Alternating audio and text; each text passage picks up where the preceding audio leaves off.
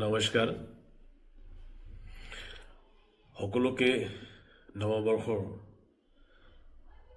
আন্তৰিক শুভেচ্ছা জনালোঁ। ইংৰাজী নৱবৰ্ষ 2026 সকলোৱে পৰিয়াল বন্ধু বান্ধৱী সকলোকে শান্তি সুখ সমৃদ্ধি কঢ়িয়াই আনক আৰু আমাৰ ৰাজ্যত ধৰ্মৰ নামত জাতিৰ নামত যি দূৰত্ব বাঢ়িছিলে বা ঘৃণা বিয়পাইছিলে এইটো শেষ হওক বুলি আমি আশা কৰোঁ। আমি এই 2025 বৰ্ষত আমাৰ ৰাইজৰ ওপৰত যিবিলাক ঘটিছিলে এইটো বিষয়ত আমি কিছু ব্যক্ত কৰিব বিচাৰিছোঁ। কাৰণ কিছু লোকে অসমত সদায়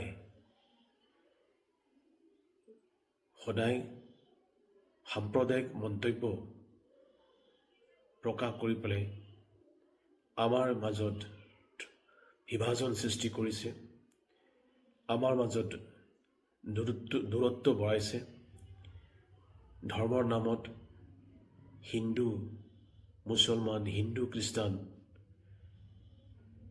বক্তব্য দি আমাৰ যিটো ৰিলেশ্যন আছিলে এই ৰিলেশ্যনটো বেয়া কৰিছে বুলি আমি ভাবোঁ। গতিকে অহা নৱবৰ্ষ 2026 এই ঘৃণা বস্তুটো যাতে শেষ হয় মই ভগৱানৰ ওচৰত প্ৰাৰ্থনা কৰিছোঁ আৰু কামনা কৰিছোঁ। আমি সকলোৱে জানে যে বাংলাদেশত এজন হিন্দু যদি হত্যা হয়, হিন্দুৰ ওপৰত যদি অত্যাচাৰ হয়, তেনেহ'লে অসমৰ বহুত সংগঠন প্ৰতিবাদ কৰে, ওলাই আহে আৰু এইটো ৰাজনীতিকৰণ কৰিবলৈ বিচাৰে। গতিকে মই ভাবোঁ যে সকলো ক্ষেত্ৰত ৰাজনীতি কৰাটো উচিত নহয়। কাৰণ আমাৰ নৰ্থ ইষ্টৰ উত্তৰ পূৰ্বৰ ছাত্ৰেই হওক, উত্তৰ পূৰ্বৰ পৰা আমাৰ নৰ্থ ইণ্ডিয়াত উত্তৰ ভাৰতত চাকৰিৰ ক্ষেত্ৰতে হওক, সংস্থাপনৰ ক্ষেত্ৰতে হওক, আমাৰ অসমৰ বা নৰ্থ ইষ্টৰ যিবিলাক ব্যক্তি যায় তাত কেনেকুৱা ধৰণৰ অত্যাচাৰ হয় এইটো আমি যোৱা 2025 আমি অনুভৱ কৰিছোঁ। ডিমা হাছাওৰ পৰা বহুতে আমাৰ ডিমাচা মানুহ তাত সংস্থাপনৰ কাৰণে চাকৰিৰ কাৰণে কোনোবা ছাত্ৰ হিচাপত যিবিলাক নৰ্থ ইণ্ডিয়ান ষ্টেটবিলাকত আছিলে আমি অত্যাচাৰৰ বলি হৈছোঁ আৰু কিছু আমাৰ যুৱক যুৱতীয়ে প্ৰাণ হেৰুব লগা হৈছে। কিন্তু তাৰ যিটো অত্যাচাৰৰ ওপৰত অসমৰ ৰাইজ কিমানখিনি অন্তৰত লৈছে বা কিমান যি প্ৰতিবাদ কৰিব লাগিছিলে, যি হত্যাকাৰীবিলাকক শাস্তিৰ কাৰণে দাবী উত্থাপন কৰিব লাগিছিলে, ইমান আমি কৰিবলৈ দেখা পোৱা নাই। কাৰণ আমাৰ অসমৰ ভিতৰতে আমাৰ যিটো খিলঞ্জীয়া যি ঐক্যবদ্ধ হ'ব লাগিছিল, একমত হ'ব লাগিছিল, আমি দেখিবলৈ পোৱা নাই। কাৰণ ৰাজনীতিৰ ব্যক্তি কিছু ব্যক্তিয়ে এনেকুৱা ঘৃণা বিয়পাইছে যে আমাৰ যে ভাইৰ মাজতে যি সম্পৰ্ক আছিলে এই সম্পৰ্কটো বেয়া কৰি পেলাইছে। কাৰণ ধৰ্মৰ নামত জনজাতিৰ নামত জাতিৰ নামত আমাৰ ভিতৰত এক গেপ সৃষ্টি কৰিছে। গতিকে আমি ভাবোঁ যে কোনোবাই আজি নিজৰ জাতিৰ সুৰক্ষাৰ কাৰণে মাটিৰ সুৰক্ষাৰ কাৰণে কোনোবাই জনজাতি বিচাৰিছে, জনজাতিকৰণ বিচাৰিছে, কিন্তু জনজাতিকৰণ চাফিচিয়েণ্ট নহয়। তাৰ উপৰিও 6 শিডিউল বিচাৰিছে। কিন্তু আমি ডিমা হাছাও আৰু কাৰ্বি আংলঙৰ যি জনগণ আছে আমাৰতো 6 আছে, কিন্তু আমি 6 ভিতৰত থাকি পেলাইও আমাৰ মাটি, আমাৰ সংস্কৃতি, আমাৰ ৰাজনৈতিক সুৰক্ষিত নহয় বুলি আমি অনুভৱ কৰোঁ। কাৰণ গোটেই পাৱাৰ, গোটেই সাংবিধানিক অধিকাৰটো দিছপুৰৰ পৰা কণ্ট্ৰল কৰা হয়। কিন্তু এই দমনকাৰী নীতিটো যেনেকুৱা ব্ৰিটিছ ব্যৱসায় কৰিব আহিছিলে ইষ্ট ইণ্ডিয়া কোম্পানী, তাৰপিছত লাহে লাহেকৈ দেশখনে সিহঁতে কব্জা কৰি লৈছে। ঠিক তেনেকুৱা ধৰণৰ আমাৰ মনোভাৱটো পৰিৱৰ্তন হ'ব লাগিব। কাৰণ 6 এৰিয়াত অটনমি যিটো কয়, আমাৰ যিটো অটনমি পাৱাৰ, অটনমি স্পিৰিট এইটো সকলোৱে বুজিব লাগিব।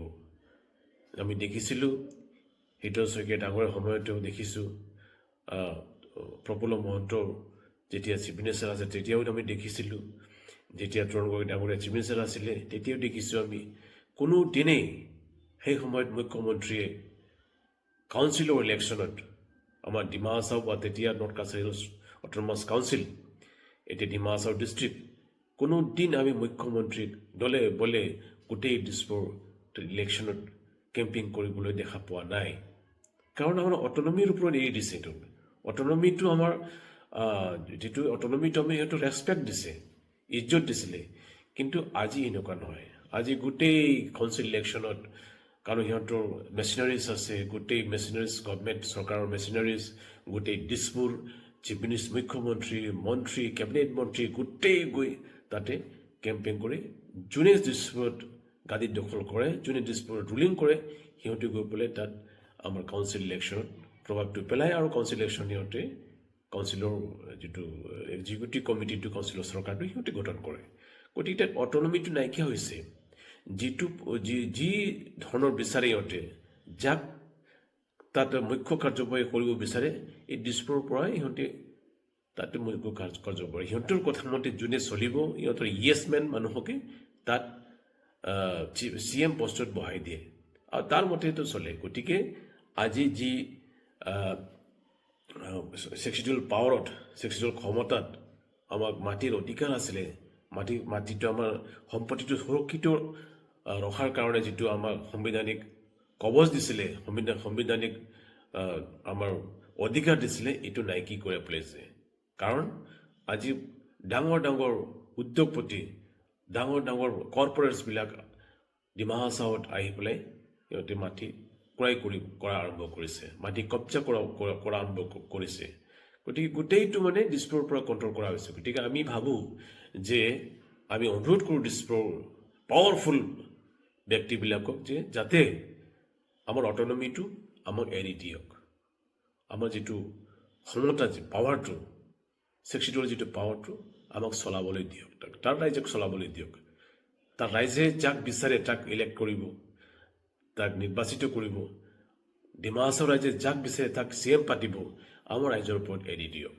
তেতিয়াহ'লে আমাৰ 6 যিটো পাৱাৰ, এই পাৱাৰটো তাত আমি কাৰ্যকৰী কৰিব পাৰিম। আমি এইটো অনুৰোধ। গতিকে আমি ভাবোঁ যে কোনোবাই 6 বিচাৰিছে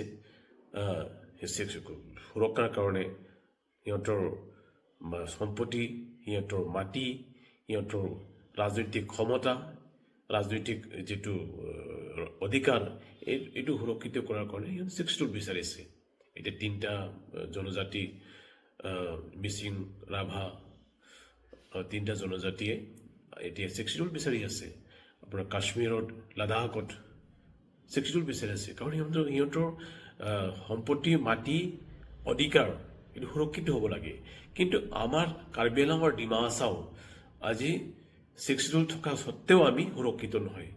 তাৰ কাৰণটো হৈছে দিছপুৰৰ ইনফ্লুৱেঞ্চটো বেছি হৈছে, দিছপুৰৰ হস্তক্ষেপটো বেছি হৈছে। এই হস্তক্ষেপটো যাতে কমিলে আমাৰ সাংবিধানিক অধিকাৰটো তাতে আমি সাব্যস্ত কৰিব পাৰিম, আমি শান্তিত জীয়াই থাকিব পাৰিম। গতিকে আমি সকলোকে এই অহা নৱবৰ্ষত আমি বিচাৰিছোঁ যে আমাৰ যে 6 ৰাইজ আছে, আমাক যেনে অধিকাৰ দিছে সংবিধানৰ অধিকাৰ, এই সংবিধানৰ অধিকাৰৰ মতে আমাক তাক জীয়াই থাকিবলৈ আমাক অধিকাৰ দিয়ক। তেতিয়াহ'লে আমি তাক বাছি, কাৰণ আমি তাত এতিয়া হাজাৰ হাজাৰ বিঘা উদ্যোগপতিয়ে লৈ যাব পৰা এতিয়া কিনিবলৈ আৰম্ভ কৰিছে।